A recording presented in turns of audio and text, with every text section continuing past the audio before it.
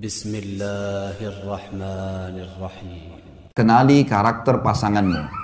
Ini yang saya bilang tadi, kita titik beratkan. Laki-laki selalu pakai akal. Akal tuh begini, masalah, solusi. Masalah, solusi. Perempuan pakai perasaan. Perasaan itu direnungin dulu, baru solusi. Saya kasih contoh gini. Bapak-bapak di sini tentu bisa difikirkan dan saya yakin kita sejalan. Misal kita masuk ke toko baju, kemudian bapak-bapak lihat baju A, ini baju nih, bagus. Tanya masnya, mas ada ini gak? Ada. Baik, warna putih, warna putih.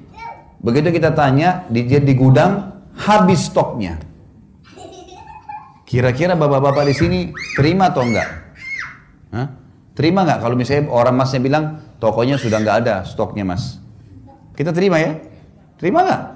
Mana suaranya orang Bali nih? Saya tanya bapak-bapak dulu, ibu-ibu jangan jawab dulu. Sebentar ibu-ibu.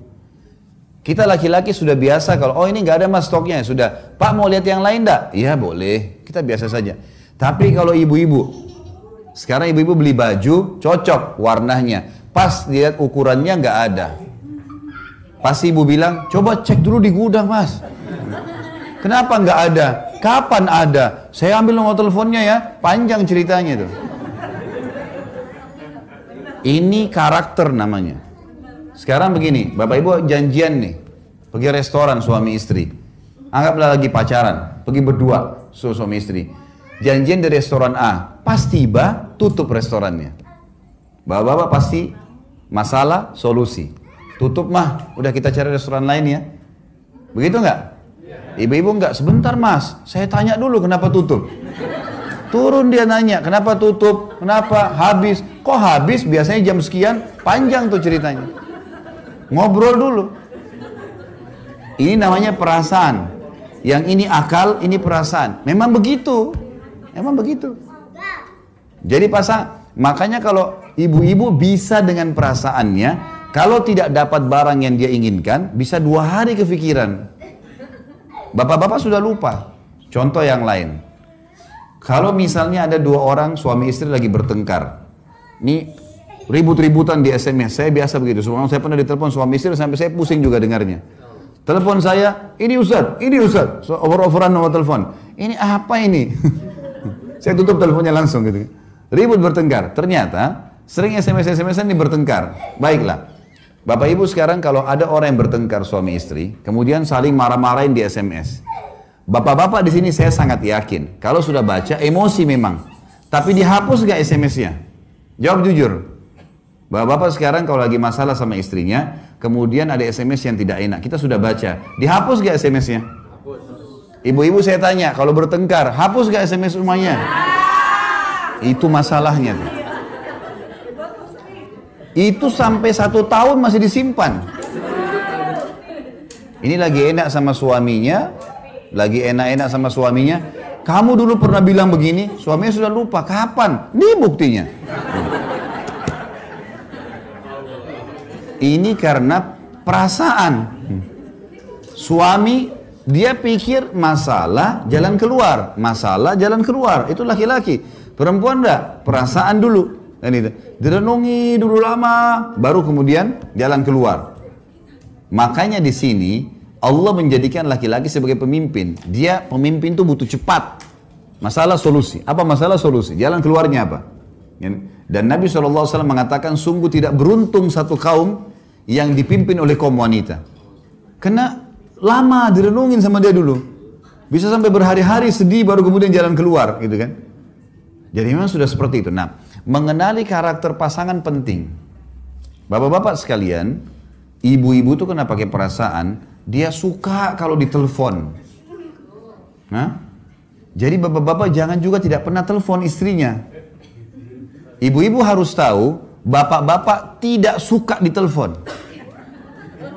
Jadi kalau ibu-ibu sering telepon, dia marah. Karena bagi dia, ini lagi kerja, urusan kerjaan. Kalau ibu nggak ada urusan, lagi masak dimatiin kompornya kalau orang telepon, bicara. Kalau bapak-bapak tidak begitu. Nah imbangin ini sekarang, imbangin ya. Cara untuk mempertahankan rumah tangga adalah bagaimana suami mengimbangi perasaan istrinya. Artinya Sesibuk apapun, luangkan waktu untuk telepon.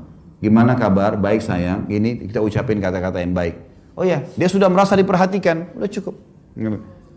Ibu-ibu juga harus tahu, bapak-bapak itu pakai akal. Dia nggak suka diganggu kalau lagi kerja. Dan jangan pernah berpikiran tidak baik sama pasangannya. Oh kalau tidak angkat telepon berarti lagi bicara sama perempuan lain nih. Ya. Atau lagi sibuk nih, atau lagi apa. Sudahlah, sangka baik aja. Karena kata Nabi SAW, seburuk-buruk ya, seburuk-buruk pernyataan adalah sangka baik, sangka buruk. Seburuk-buruk, sedusta-dusta perkataan adalah sangka buruk. Gak bisa, kita disuruh sangka baik. Sampai kata Nabi SAW, iltamis li akhika udra. Cari alasan baik untuk saudaramu muslim. Pernah ada sahabat, janjian sama sahabat yang lain. Kemudian sahabat ini rupanya terlambat nih. Yang satu nih yang nunggu sudah gelisah. Kata Nabi SAW, kenapa? Ya Rasulullah janjian, belum datang. Kata Nabi SAW, carikan alasan posesif untuk saudaramu. Mungkin macet, mungkin telat, mungkin sakit, mungkin banyak, cari alasan. Harusnya begitu.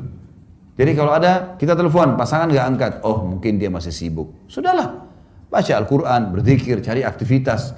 Jangan sangka buruk. Karena itu membuka pintu-pintu syaitan. Gitu kan? Harus kenali karakter pasangan, imbangin karakter itu, kita akan bahagia. Ya. Harus diimbangin. Jadi bapak-bapak harus bawa beberapa saat di perasaan, ya. Dan ingat, ibu perempuan itu dari kecil sampai nenek-nenek suka dibicandai.